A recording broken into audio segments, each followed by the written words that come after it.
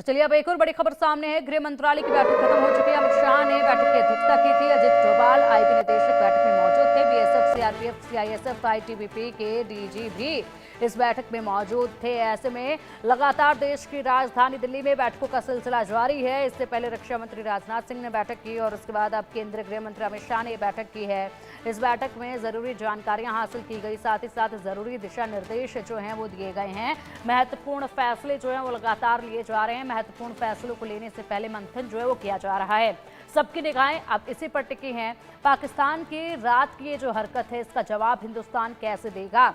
क्योंकि यहाँ पर जिस तरीके से कार्रवाई अब तक देखी गई है, आसमान से आफत बरसा कर बदला लिया गया, उसके बाद नौसेना पहुंची, नौसेना ने भी हिसाब किताब बराबर किया, लेकिन अब बारी है तो यहाँ पर जमीनी स्तर पर किसी बड़ी कार्रवाई की, और बड़ी कार्रवाई की तरफ पूरा देश इस वक्त जो है वो देख रहा है। अब चलिए इसी पर हमारे सीनियर एडिटर संजय जी का रुख करेंगे। संजय जी, बैठकों का सिलसिला लगातार जारी है। केंद्रीय गृह मंत्री अमित शाह की अध्यक्षता में हुई ये महत्वपूर्ण बैठक अब खत्म हो चुकी है। क्या बड़े अपडेट सामने आ रहे हैं?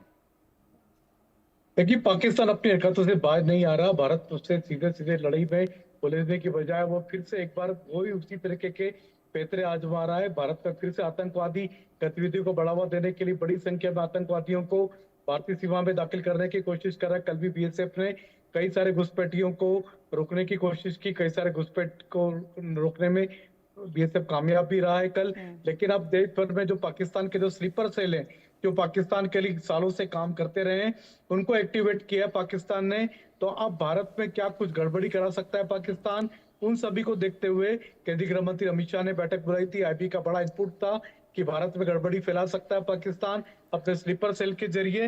लिहाजा आज इंटरनल सिक्योरिटी की बैठक हुई है, जिससे महत्वपूर्ण व्यक्तियों, महत्वपूर्ण इमारतों और जितनी भी इंपॉर्टेंट चीजें हैं देश भर में, उन सबकी सुरक्षा चाक चौबंद करने की के निर्देश दिए गए। सख्ती की जाए, सुरक्षा में कोई कमी ना रह जाए और सभी पर निगाहें रखी जाए, क्योंकि किसी भी तरह से जब देश की सेनाएं बाहर सीमा पर लड़ रही हैं, तब देश के भीतर भी सुरक्षा पुख्ता होना चाहिए। उसको लेकर के रिव्यू बैठक की थी केंद्रीय गृह मंत्री अमित शाह ने, जिसमें बीएसएफ, सीआरपीएफ, सीआईएसएफ के डीजी शामिल थे, अजीत डोभाल एनएसए वो भी शामिल थे, गृह सचिव गोविंद मोहन भी शामिल थे, गृह मंत्रालय के कई सारे वरिष्ठ अधिकारी भी शामिल थे। तो अब इंटरनल सिक्योरिटी में कोई गड़बड़ ना हो, कोई चूक ना हो, ताकि किसी को भी कोई मौका ना दिया जाए।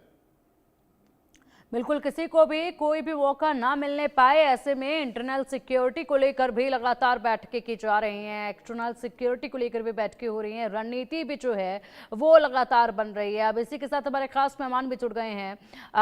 रिटायर्ड कर्नल जो है सोडी जी हमारे साथ हैं। सर, बहुत स्वागत है आपका इंडिया न्यूज पर। लगातार बैठकों का सिलसिला जारी है। केंद्रीय गृह मंत्री अमित शाह की अध्यक्षता में हुई बैठक अब खत्म हो चुकी है। लगातार फैसले लेने की दिशा में बड़ी बैठकें ये हो रही हैं। ऐसे में इंटरनल सिक्योरिटी की बात करें, एक्सटर्नल सिक्योरिटी की बात करें, हर पहलू पर गौर किया जा रहा है। लेकिन बड़ा सवाल यहाँ पर सिर्फ इस वक्त एक है कि आगे की रणनीति अब क्या होगी? कौन सा बड़ा कदम जो है वो इन बैठकों के बाद देखा जा सकता है?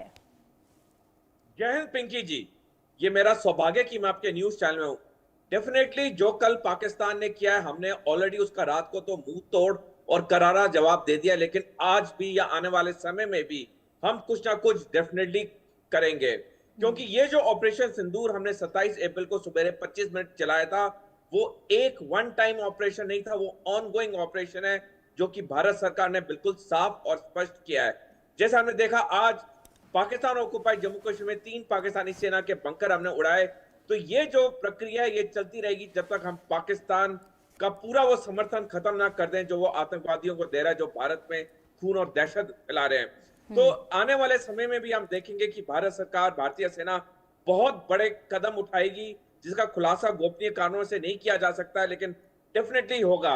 लेकिन मैं आपके चैनल के जरिए अपने देश के नागरिकों से एक अनुरोध करूंगा कि आप फेक न्यूज या झूठी खबरों को ना फैलाएं।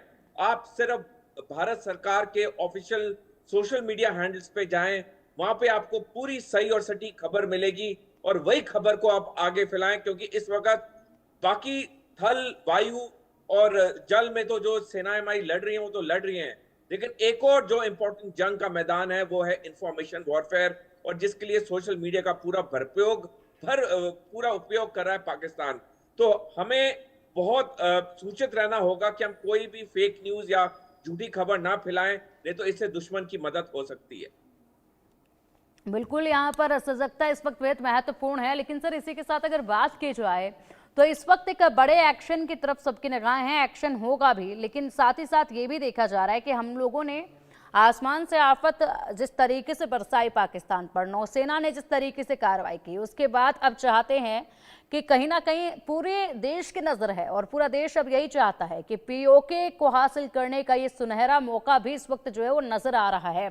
तो ऐसे में कोई कार्रवाई सीमा के पार जाकर इस तरफ कुछ अभी रणनीति आपको नजर आ रही है क्या? ये अभी संभव है या इसमें कुछ और समय जो है वो अभी लग सकता है? पिंकी जी देखिए, पीओजेके को लेना तो भारत सरकार और भारतीय सेना डिसाइड करेंगी, लेकिन जिस तरह से गतिविधियां चल रही हैं पिछले 2 दिन में, डेफिनेटली आने वाले थोड़े समय में ही कुछ बड़ा होने वाला है। आज ही रक्षा मंत्रालय का ऑर्डर आया है कि जो टेरिटोरियल आर्मी की बटालियंस हैं उसमें सारे अफसरों को पूरा समय के लिए तैनात किया जाएगा। हमें पता कि टीए में जो ऑफिसर सैनिक होते हैं कुछ समय के लिए जाते हैं ड्यूटी पे, लेकिन अब वो ऑर्डर पूरा चेंज हो गया। तो डेफिनेटली ये सारे संकेत हैं कि कुछ बड़ा होने वाला है। अब कब होगा ये तो सिर्फ सरकार और सेना जानती, क्योंकि ये चीज सार्वजनिक डोमेन में नहीं होती है। लेकिन जिस तरह से चीजें चल रही हैं, डेफिनेटली कुछ समय में बहुत बड़ा होने वाला है।